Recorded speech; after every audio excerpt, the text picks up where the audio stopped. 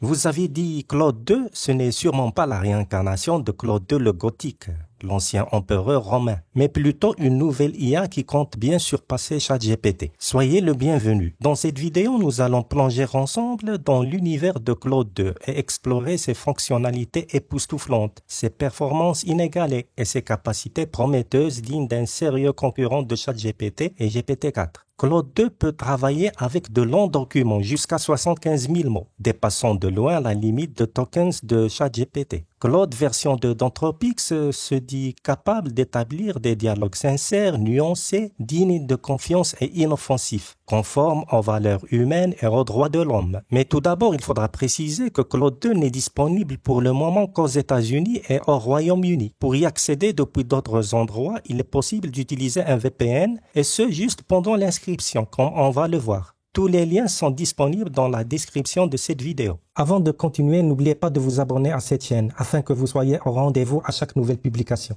Donc, on commence par installer l'extension Browsec VPN en appuyant sur Ajouter à Chrome, puis sur Ajouter l'extension. Et pour finir, cliquez sur la punaise à côté de Browsec VPN pour l'activer. Maintenant, on clique sur l'icône de l'extension Browsec. Ensuite, sur Start VPN, on choisit United Kingdom ou United States. On peut alors faire notre inscription sans problème en choisissant Continue with Google et puis notre compte Gmail. Introduire le nom réel ou imaginaire, à vous de voir. Et ensuite, cochez le tout en cliquant sur Continue et Next, Next et Finish. Vous pouvez alors désactiver le VPN. Commençons donc par lui demander de se présenter. Bonjour, je m'appelle Claude et je suis un assistant virtuel créé par Anthropic. Je suis heureux de vous rencontrer. Comme vous pouvez le constater, il est très sympathique, mais surtout, il peut traiter des centaines de pages de documentation technique, voire des livres entiers. Donc, on va essayer de lui joindre des fichiers PDF pour en discuter et vous allez voir, c'est vraiment impressionnant. On peut joindre simultanément jusqu'à 5 fichiers 10 mégas chacun. PDF, texte, Excel, PowerPoint, etc. Je vais joindre un fichier PDF de 14 pages, un article de recherche sur l'asiatique en anglais. Ma question est la suivante. Pouvez-vous dégager les points clés de ce document? Il faudra toujours patienter lorsqu'il est en train de traiter et d'analyser les documents. Là, il nous donne sa réponse, en tout cas un résumé de grande qualité incluant même les limites de cette étude. Je lui propose alors de me faire une traduction de l'abstract de cette recherche. Je patiente un peu et voilà la traduction très bien faite. Ensuite, je lui pose la question suivante. Y aurait-il par hasard un conflit d'intérêts déclaré par l'un des auteurs de cette étude? Il me répond avec une négation en citant la source depuis le document.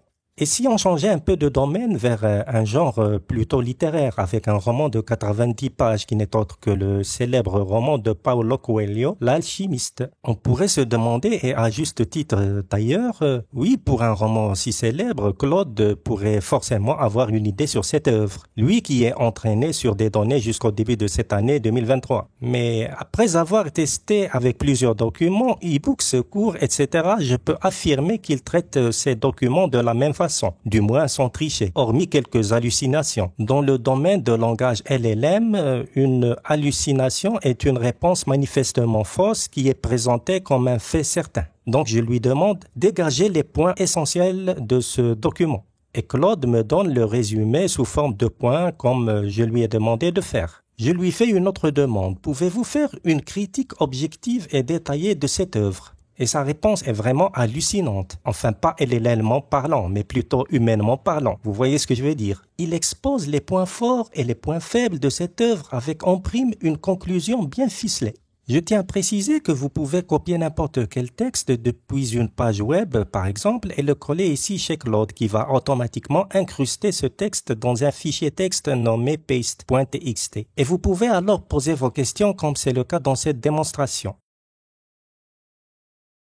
Et pour finir, je vais joindre 2 documents PDF sur le droit pénal des affaires en France et au Maroc et demander à Claude de nous en faire un résumé.